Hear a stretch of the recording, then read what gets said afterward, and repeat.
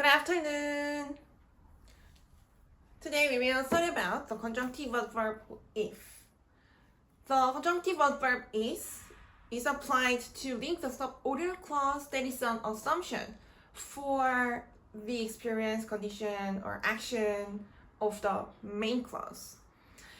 The assumption means that the experience, condition, or action described in the subordinate clause is definitely not actualized. The experience, condition, or action in the past wasn't actualized. To understand the assuming sentence, we can think of this question. Can we have a conversation about the point in time that we've never been to? This is about writing the assuming sentence by the conjunctive adverb if. Okay, let's study by reading the explanation together. The speaker applies the conjunctive adverb if to link the subordinate clause that the definition of the verb is revealed, not to be actualized, to the main clause. Sorry, what happened to this slide? So the subordinate clause is considered to deal with the assumption. The main clause also deals with the assumption, that is the effect of the assumption in the subordinate clause. Like, this is good for understanding the sentence stated in the past tense of the assumption. We are always confronting the two-way street for choosing to be or not to be. We've heard about this phrase many times, but actually we've confronted this question every day, all day, every day, in every second. Like, we can go to a bathroom or not, we can have a meal or not, we can take a sleep, we can take a nap or not, something like that. And we will visualize the two-way street like this freehand sign. And I'm sorry to the English listeners, whether I don't know if they exist. I don't know they watch this video, but the right finger is the way that we truly went through. We are standing at the point of the present, and time goes from the past to the present, and the time also goes from the present to the future. And there was a point that the way is split into the two ways. And this finger is about the way that we've never been to.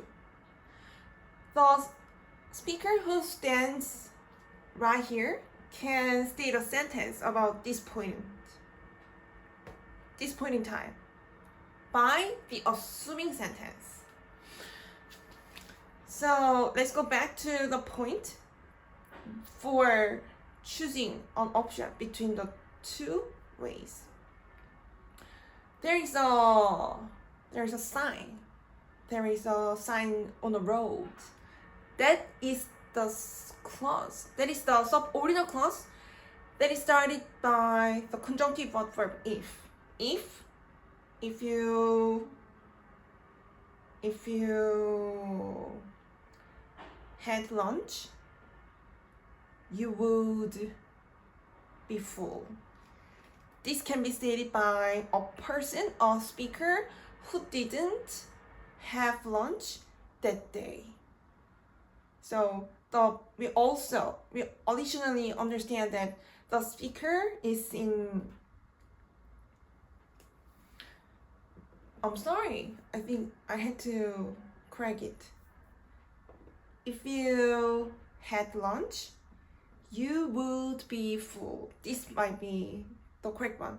So the speaker in this point at the present, the speaker goes through this path while the speaker didn't have a meal.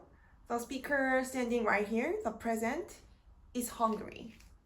And the speaker can state a sentence about this point in time that the speaker didn't choose to go. Then the speaker can state an assuming sentence by the conjunctive adverb if.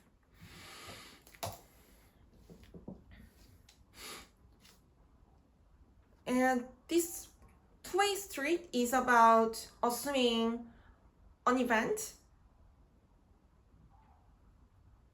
that was not chosen in the past. So the assuming sentence is stated in the past tense, but the speaker also can assume some events for the future at the present. The speaker can assume an experience, a condition, or an action at the present, and its consequence can be revealed in the future. Then we can say it, the assuming sentence is stated in the present tense. So this is not about the two-way street because the speaker, the future experience, condition, or action is a result of actualizing an experience, another experience, condition, or action in the subordinate clause is uncertain. So this is the pathway, past, present, and future. This is a point at the present. The speaker states the sentence at the present, and the pathway after then is linked by the dotted line because it's not actually made yet. It's not actually happens. It doesn't happen yet. I'm sorry. So we can understand this kind of sentence is stated in the present tense in the subordinate clause with the conjunctive adverb if, and the main clause is stated in the future tense, because the consequence of an assuming experience, condition, or action is meant to be actualized later than the present, that the speaker states the sentence. The conjunctive adverb if reveals the relationship of the assumption between the definition of the verb actualized in the subordinate clause as a cause and the definition of the verb actualized in the main clause as an effect.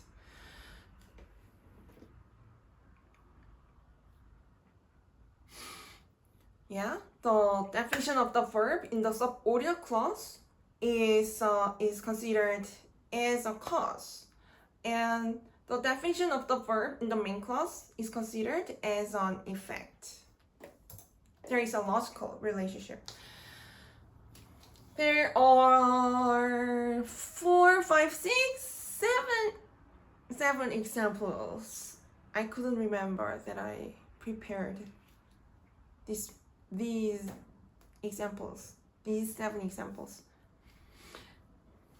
because our understanding gets deeper and clarified as we study many examples. Okay, the first example is this.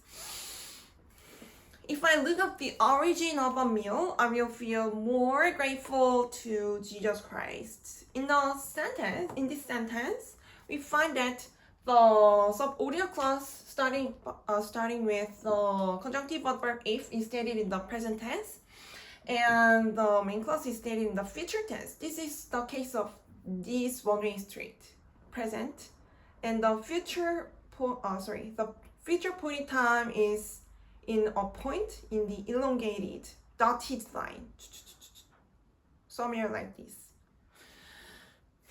So we can say that this is stated in the present tense of the assumption.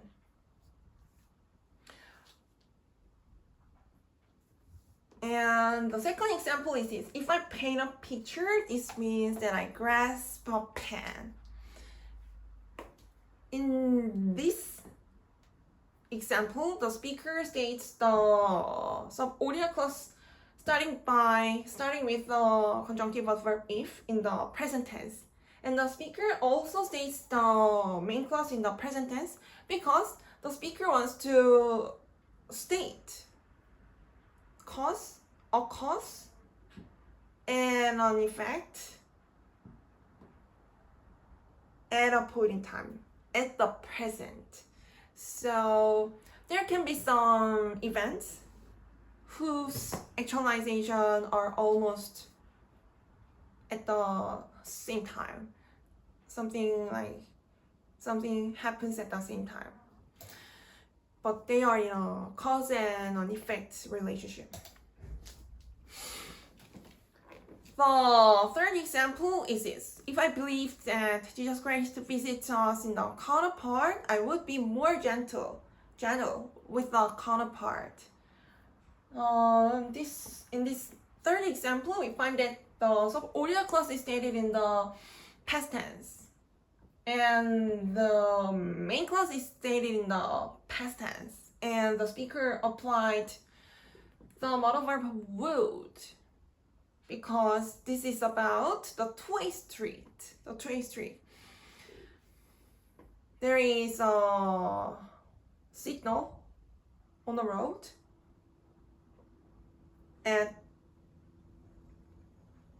the point of choosing the two-way street, choosing one between the two-way street, and the modal verb would is only able to be applied in the way that the speaker hasn't been to or hadn't been to. So we find that the sentence is stated in the past tense in the assuming sentence, in the assuming clause. The fourth example is this. If I have studied the Bible, I could identify that the righteous spontaneity comes from the Holy Spirit. In this sentence, we find that the sub-audio clause is stated in the perfect tense. It's about a period. And the speaker states the main clause in the past tense as well. So the special point that we can find in this sentence is that the speaker sets a cause as an experience. And the effect is stated as a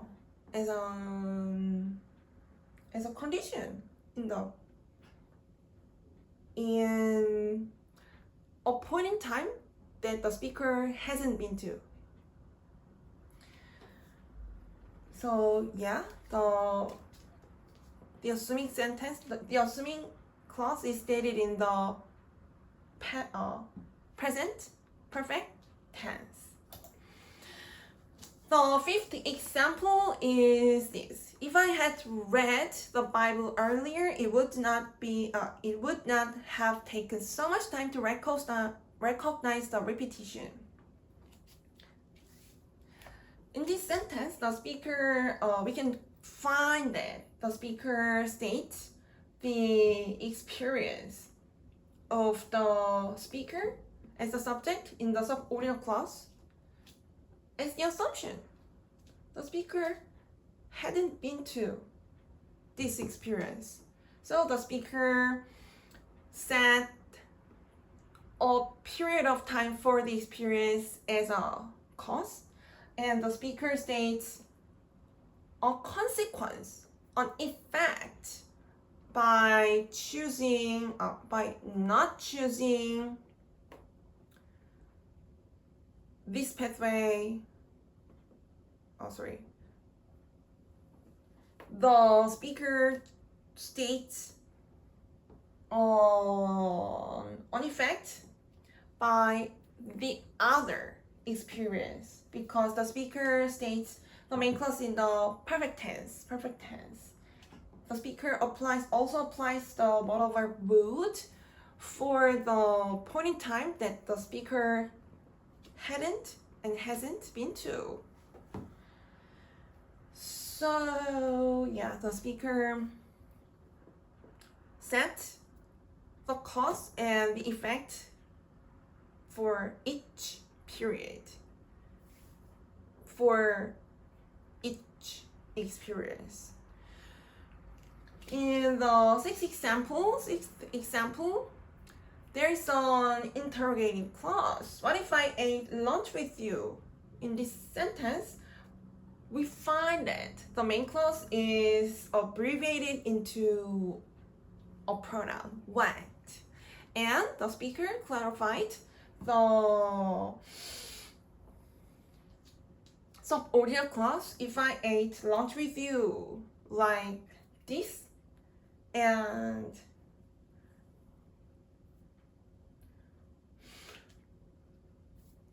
the listeners who heard this question are asked to state the main clause for the subordinate clause.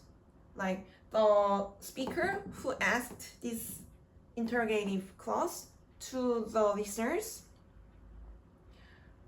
the speaker suggests the content of the signal on the road before the two-way street, and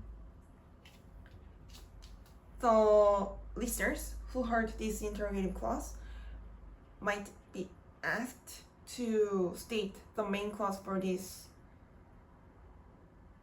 point in time that the speaker hasn't been to. The seventh example is this. Had you had the unique taste, you might have been amazed. In this sentence, the speaker abbreviates the modal verb if, and the speaker inverts the arrangement of the intransitive verb had and the subject's you, just like the interrogative clause. This reminds us of the interrogative clause. This is very effective. This is very good because of the situation that we hear this sentence by a person's voice. This could be like this. Had you had a unique taste, then some of the listeners who haven't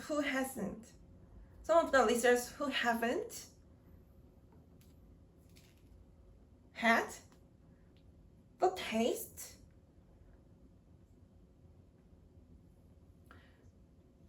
might consider this sentence as an assumption. So the listeners might expect the main clause, the statement of the main clause. And someone who has